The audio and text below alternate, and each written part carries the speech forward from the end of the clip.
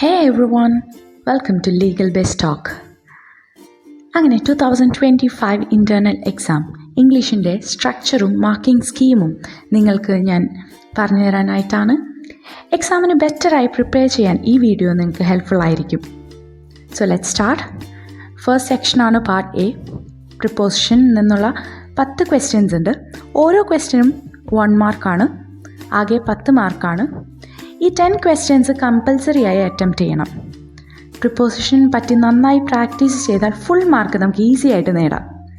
അതിന് ഞാനൊരു എക്സാമ്പിൾ പറയാം.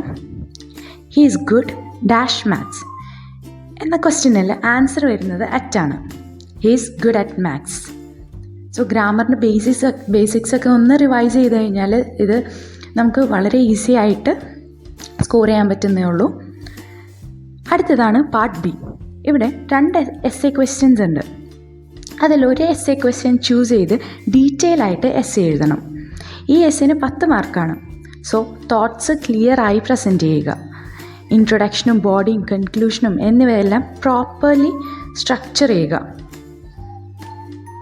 നെക്സ്റ്റ് പാർട്ട് സി ആണ്. essay തന്നെ, ഇതും പാർട്ട് ബി പോലെ തന്നെയാണ്. 2 essay ക്വസ്റ്റ്യൻസ് ഉണ്ട്. ഒരു ക്വസ്റ്റ്യൻ അറ്റംപ്റ്റ് ചെയ്യണം. 10 മാർക്കാണ്.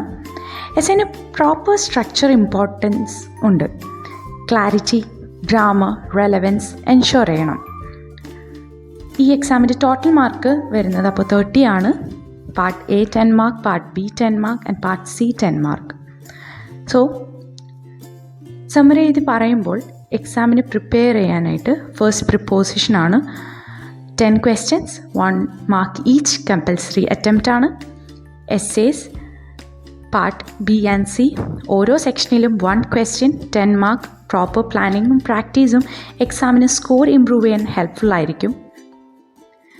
എന്നാൽ പ്രിപ്പോസിഷനിലും എസ്സേയിലും ഡീപ്പർ ഡിസ്കഷനും എക്സാമ്പിൾസും മറ്റൊരു വീഡിയോയിൽ നമുക്ക് വിശദീകരിക്കാം. ഈ വീഡിയോ ഹെൽപ്ഫുൾ ആയിരുന്നെങ്കിൽ ലൈക്ക് ചെയ്യാനും ഫ്രണ്ട്സിന് ഷെയർ ചെയ്യാനും മറക്കരുത്. സബ്സ്ക്രൈബ് ചെയ്യുക for more helpful content. Good luck for your exams. നമുക്ക് നെക്സ്റ്റ് വീഡിയോയിൽ കാണാം.